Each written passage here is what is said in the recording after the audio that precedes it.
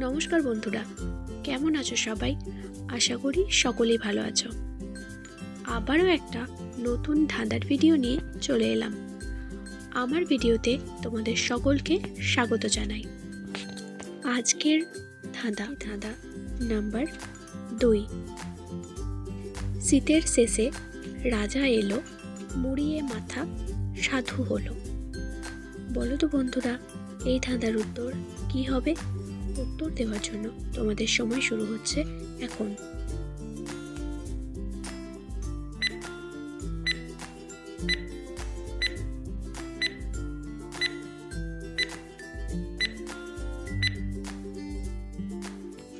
এই ধাঁধার উত্তর হলো বসন্ত।